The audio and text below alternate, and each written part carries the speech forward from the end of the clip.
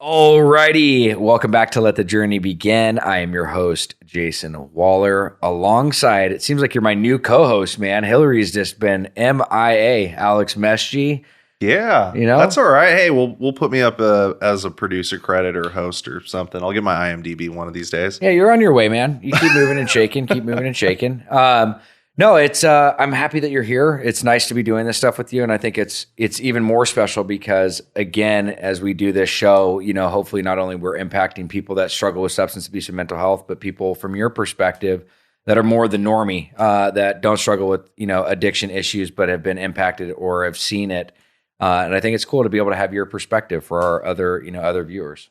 Yeah, in doing this show, we've done it for a little over a year. We started last April, but in hearing all the stories from our guests, I would be hard pressed to find somebody that could listen to all 60 shows we've done now and pick none of them as a show that they relate to. Every single one, every single guest, every single show, there's always something that you can take away from it.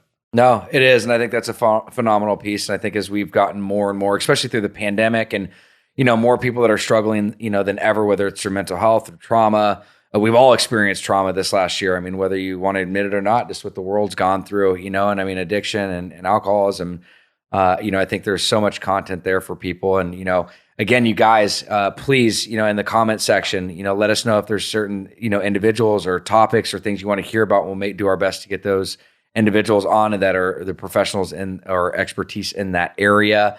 Subscribe, and we'll do our best to bring the show to you. So I'm just going to jump right into this. Our guest today is somebody that motivates and keeps me young. He's somebody that inspires me. He's one of the most loving, kind, and caring individuals I have ever met. We've met through mutual friends. We've known each other for many years now. He's also been somebody that's helped me through some of my hardship. And without further ado, Alex, I'm just very grateful you're here and happy to have you on the show. Thank you for having me. I'm delighted. Of course. Yeah, thanks for being here. And I'm excited. We've had lunch before we've met. I've heard a lot of great things about you through Jason. And I'm very fascinated to hear about your story a little bit more and get to know you a little bit better. Thank you. Yeah. I'm enthusiastic about sharing it with you. Great. So why don't I hit you with the first hardball question then? So when you were a child, what did you want to be when you grew up? Gee, I never really thought about it. I never really had any particular ambition. It was always kind of the next thing. My family expected me to go to college. There was never a doubt that I would go to college, and I would just wait and see what rolled out after that. I'm sure they expected more from me than what I ended up doing. And before college and during college was okay, but after it was probably disappointing to my parents. So as a young kid, though, there was nothing that you didn't want to be a baseball player, you didn't want to be a firefighter, you didn't want to be a soccer player. I mean, nothing ever really brewed up when you were young. To be frank with you, no. I just the next indicated step. To be truthful, it was well into my life and into what I ended up liking to do that I realized that that's what I liked. And especially after I couldn't do it anymore. I was a manufacturer's rep in the ski industry. And I sold clothing. And I realized in hindsight, I just loved doing of my job, showing the line, working with people and helping them select what I had in my bag. So do you think at a very, just growing up, it's correct me if I'm wrong, but it sounds like, there was, you were on this path of trying to find, as you were kept moving through the stages of your life, you were really trying to identify what it is that you even liked. You're right. And it was a matter of trying to, I guess in hindsight, trying to please my dad. Mm. And I tested real well, but my performance wasn't so hot. And there wasn't, at the time, they didn't know why someone would test well and not get good grades. Right. And he was, I hate to blame anything on him, but I was bewildered. There's a word called benighted, and benighted means ignorance because you don't know any better. Right. And that was, that was kind of what went on. I went to, I got into the University of Colorado, went there 2 years, managed to cram 4 years of partying into 2 years. And then my dad cut me off. And I still wanted to go to college, so I put myself through college after that. I got a job in a ski shop and paid my own way in a private university. And all I did was work and study and go to school for 3 years. And made it through. What was your motivation for wanting to put yourself through college after you were cut off? And the reason why I ask is because a lot of times when people go to college, they typically have an idea of what they want to study or what career they want to go in the direction of. But what it sounds like to me is that you were more so going through the motions to appease your dad. Didn't really have an idea of what you enjoyed doing other than, showing and selling these ski items, which to me I don't know if it's skiing, perhaps that's the passion or motivation, or you just really enjoyed, and I'm calling it a salesperson, I think is diluting. It's more like a product advisor. You like showing people what their options are and advising them, and then seeing the joy on their faces when they make the transaction, they're happy with the purchase. Oh, that's true. I mean, you're right. That's not a long-term goal. I mean, you don't set yourself up when you're a freshman in college to say, this is what I want to do. But I realize in retrospect, that's what I enjoyed doing. When I got out of college, I set myself up so that I didn't. I partied pretty heavily at Colorado, and then when I put myself through school, I pretty much stopped drinking, and weed wasn't on the horizon at all. There wasn't, or drugs or anything. It just wasn't there. And I had no social life. So when I quit, or when I got through college, rather, I graduated, I got a job that allowed me a lot of time by myself, traveling. And so I did a lot of driving, and I could be by myself, and I could start drinking again. So my drinking went to sleep during the 3 years of college that really counted. Yeah, but to Alex's point, though, it's fascinating to me because you were doing a lot to appease your parents, but when your parents cut you off, you still continue to go to school, right? And was that because through the sales rep, you almost found your identity there? Is that why you wanted to continue moving forward with what you were doing? I filled my life up with studying, with working. I worked in a ski shop. I mean, it's not like I was breaking rocks, right. And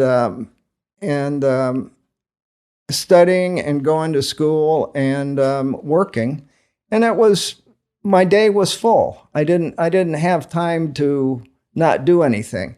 The other problem was this was when the military was hanging over us. Conscription, being drafted. Right. And if I didn't go to college, I was going to get drafted. So there was motivation there. But I did well I did well in college. I enjoyed it. And I did. No, fair enough. It. So yeah. Let's dive into this other piece. So you were talking about partying that you were doing in college. Did you have any in your younger, in your adolescent years? Was there any trial and error testing and stuff with drugs and alcohol, or was it when you got into college? You must have been reading my mind. When I was a little kid, they would serve cream de menthe on top of ice cream. Oh. And I would go when everybody wasn't looking and take a slow. What's not to like about cream de menthe when you're 6 years old and that warm feeling, Damn it, 6, man. Wow. And all through grade school and into high school, I drank by myself, and that continued after when I really got deep into it. And so, real quick on that though, so I mean, you're drinking. I mean, you started as obviously with those little shooters at 6 years old and going through that, but then there was a point where you stopped for 3 years in college. Yeah, fundamentally, I drink a beer every now and then. But Yeah. I fundamentally stopped drinking. When you were younger and drinking, what was the motivation behind it? Was it because, I mean, you enjoyed the taste of the creme de menthe, or was it because of the warmth and you kind of felt as if you were more comfortable in your own skin? Yeah, exactly. Gotcha. I felt it was release from pressure. You know, I never felt good enough. All the way, even back, you remember that when you were 6? No, yeah. Well, I don't know, about 6 years old, but in high school, I wasn't athletic, and my grades weren't as good as I should have been, so I was disappointing my parents. I had friends, but I didn't have anybody I really ran around with. And I wasn't a derelict. I mean, it wasn't. But on Sunday afternoon, when my parents went out to play golf, they had, I'd hit the liquor cabinet and have a slug, and So where did this alcoholism end up taking you? I mean, it's fascinating to hear. I mean, so you were using it to escape at a very young age. Were able to, kind of get it under control through the college years to some degree, so you could finish. And then where did it end up taking you? Well, I ended up getting married, and I canned that. I was just drinking more and more all the time. And I got out of that marriage, and I went to end up living about a block from here in a condominium, and I was so drunk, or drinking so much that I had to wake up in the middle of the night to get a drink to go back to sleep. Wow. And I realized I had no friends. I had 0 persons in my life, absolutely 0. And I realized this was not probably a very good thing, but I didn't really care. It was just, you're caught. I mean, you originally start drinking, or I suppose using other outside substances to cope psychologically, but eventually it catches you physically, and you need it like you need oxygen. And that's where I was.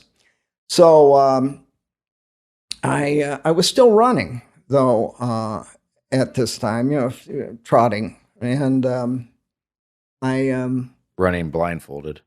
Yeah, but I was, at this point, I'd probably stopped running.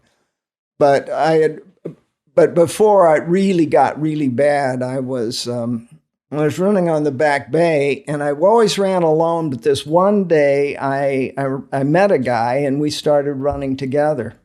And I became friendly with him, and we kept we would meet up and run around the back bay together, and that went on for several years. And he had gotten sober, and at this time I was drinking, and so there was a period of time when I probably was too drunk to run, but I knew this guy, and I called him up and asked him what he had done to get sober. And he had put himself into a recovery facility program, an inpatient program. And I was so desperate, I was willing to give up everything. I was willing to give up my job. I had maybe $30,000-$40,000 saved. I was willing to give that up to get sober. What was that moment of clarity? What was that turning point? I don't know that I knew I was going to die, but I knew I needed to do something, and I had procrastinated so long. I just crumbled. I needed to do it. I didn't do it right away. I said, well, this was Thanksgiving of 83, and I had no Thanksgiving plans. I didn't know anyone, but I said, the following Tuesday after Thanksgiving, I'll commit myself. So I called them on Thanksgiving, called the place I ended up going, and they said, well, come in now. And I said, no, next Tuesday. You had your mind set. Yeah, and so I did. I ended up putting myself in. So it sounds like you were already kind of sick of going through these motions, that you just needed someone to kind of be the example or be that mentor for you, to kind of give you the direction of how to do it. Yeah, yeah, that's exactly right. There's a story of an Eskimo. And can I read this story to you? Yeah, please. It's very short. You don't know these things are going to happen in your life. You don't know why people are put in your life at all. You don't know. It's a higher power, whatever you want to call it. To me, it's God. Anyway, there are two guys sitting in a bar in a remote Alaskan wilderness. One of the men is very religious and the other is an atheist. Eventually, the conversation turns to God, and the atheist says to the devout man, "Look, it's not like I don't have actual reasons for not believing in God. I even experimented with the whole God prayer thing. Just last month, I was far out in the tundra and got trapped in a big blizzard. I could not see a thing and was so lost. And so I tried God. I got on my knees and prayed, God, if there is a God, I'm going to die out here. Please help me and get back to camp." So in the bar, the religious man looks at the atheist and says, "Well, for heaven's sakes, you must believe. Here you are, you're alive." The atheist rolls his eyes at the religious man and sighs and said, "No, man, all that happened was some Eskimo came along and showed me the way back to camp." Right. And I mean, where does this stuff come from? Right. This guy turned out to be my dentist now. No way. And yeah, we're still quite good friends. I love that. So I mean, it sounds like there's you had that journey, but it was just kind of like a pickaxe slowly chipping away at you before you were at a place of surrender. And it's just so fascinating though, knowing you as one of probably the most sweet and kind gentlemen I've ever met in my life, and that is said by a lot of people that we know mutually. To hear you saying that, I mean, you literally had nobody around you, nowhere to go for Thanksgiving, just so isolated and by yourself. I would never, I mean, just looking at you, knowing you, talking to you, it's just like, it's fascinating to see where the disease of addiction and alcoholism takes us, because that's just not who you are. And it robbed you of all those beautiful things, it sounds like, because I don't know you in that other state, right? Yeah, so, that's true. Yeah, and, hearing that, you're talking about all these things that you may not have known or this or that, but I think the real fascination is look what he had to gain just by following, the example. Or who would have thought you would have run into someone literally and figuratively? Yeah, and the only person I ran into. I mean, there wasn't anybody else to run into. It was just coincidence.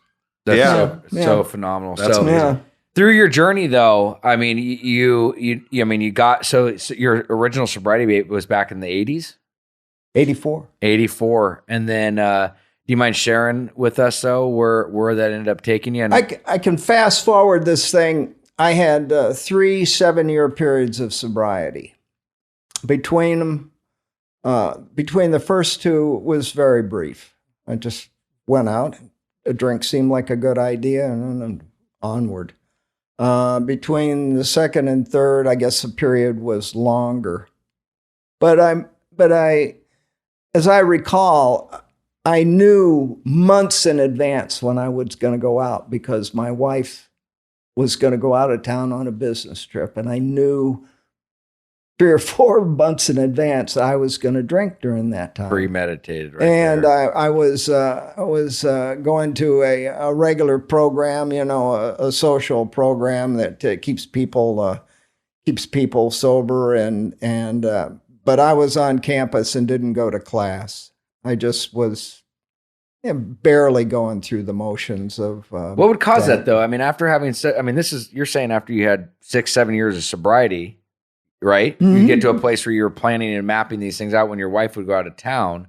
I mean, it wasn't like a month or 2 of sobriety. You're talking years of sobriety here. I mean, what was going through your head? I guess I just took everything for granted. I'll tell you, I was not happy though. I know that that I was suffering from some kind of miasma, that I wasn't a happy person. I was, probably like a submarine with a periscope. I had the snorkel up and I was going along, but I wasn't happy. Do you feel like you were almost going through the recovery program for those around you, or at what point did you remarry and have the wife that you were with? No, that was a wife. Oh, Gotcha. No. Okay. I've had 2 marriages. The first one disintegrated because of my excessive drinking. The second one, I was not. I don't say I made a bad choice. Who knows what the real reason is? But I wasn't happy in the marriage. But I stuck it out, and we raised 2 great kids. And there's no doubt about having been glad that. But I wasn't happy.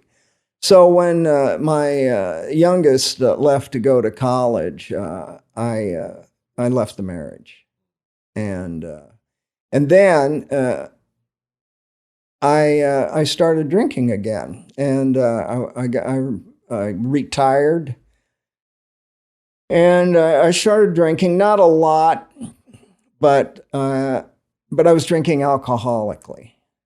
What does that mean to you? Well, I didn't use a glass. Fair enough. I mean, straight to it. Put a straw into the freaking container and let's roll. I did not use a straw either. You just open the bottle and take a few gulps, and it was wine mostly then. Yeah. And then I realized I'm not. This is not good. I mean, I'm still not happy. I'm not a happy person. I met with a group of people who were sober. And I remember sitting there, it was 5 years ago, last February. And I was sitting there with this group of people, and it came over me. You don't have to drink anymore. And I hadn't been drinking for several weeks. And I just remember that. It wasn't a physical feeling, but there was a mental washing over through my head that I'd never had before. But I think I'd done that many. So you kid yourself. You think, oh, I've done this many times before. So I didn't kind of keynote that as a date to begin my next, because I'd already been not drinking. But as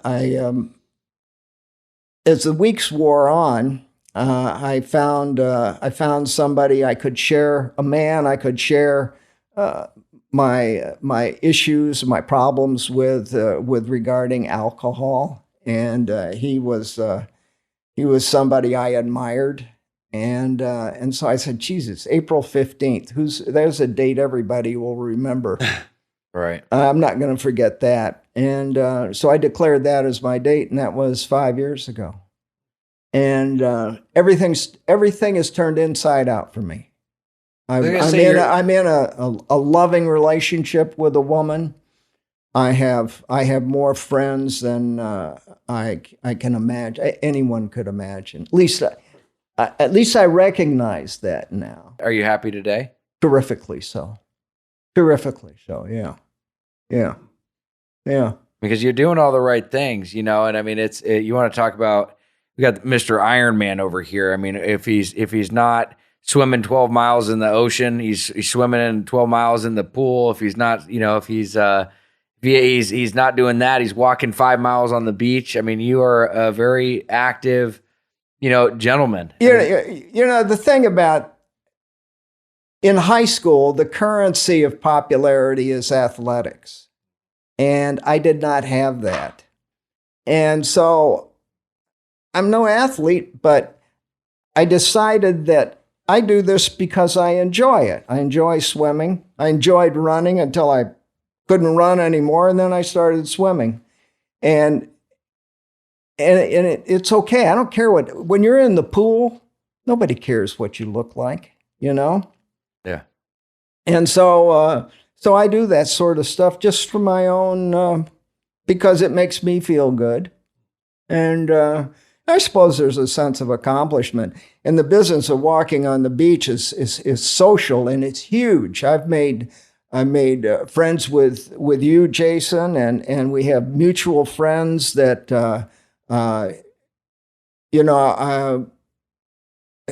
one friend in particular, I think he values me because I don't care what he's done with his life. I just care.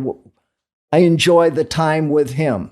Yeah, well, it's true relationship, true friendship, and that gives me a great sense of happiness. What would you say? Like, I mean, so what do you do today to maintain your sobriety? Like I said, we just talked about, your exercise, your fellowship, and your camaraderie with other individuals. What are some other things that you do to stay sober? But I pray every night, and I didn't. I was a member of a church for 25 years, and I got in a snit with one of the ministers and left the church. And then the further away I got from religion, the more spiritual I felt. And as one went down, the other went up. And now I'm to a point where, without fail, there is nothing that would prevent me from saying my prayers at night and going through a litany of people that I want good things for, that I'm grateful for them. The only thing I ask for myself is the ability to cope and understand, because I don't need anything else. I just am delighted to be with someone. I remember when I was a little kid, I went to the Y, and they had a thing called execs, and these were kind of volunteer kids that would help with banquets and that sort of thing. And my dad told me, "You'd stop that stuff. You have other people wait on you." And that, that I remember. I didn't think that was right. But what are you going to do? Argue with your dad about something so fundamental? Right. But we get into part of our life, and helping other people is builds our walls. Yeah. Helping other people build theirs builds our walls much faster. It does. It's a remarkable story, and to see where you've come from and where you are, and to see that you're intrinsically happy now, that's beautiful. So if you can provide some a tip, an action for the day, something that one of our listeners right now could stop what they're doing real easy and just do something to better their lives right now, what would you recommend? I have two answers. One, practice a little gratitude, a little thank you for someone holding the door for you, or you being given the opportunity to hold the door for something else, something small, and recognize that for what it is. But one of the things I'm doing now that's sort of backfilling is I'm keeping a journal, and I can let stuff out in the journal, but I see over the course of the years that I've been doing it, fewer bitter or things to complain about get in it. And so you may start out as a gripe list, but if you keep doing it, you realize that's silly. And I like that. And keeping a written journal, it's not easy. It's not easy, but if you make yourself do it every day for 5 minutes, and there are programs on your telephone that are confidential, and you'll be the only one ever to see this stuff. So it's nice. That's good insight, man. Well, hey, look, I really appreciate you taking the time to come in here and share your journey with us. And it's for me, even learned so much more about you. So I'm grateful for you being here, and thank you for sharing your story with us. Thank you. Thank you. Thank you for coming Alex, in. thank you too. We'll see you guys next week.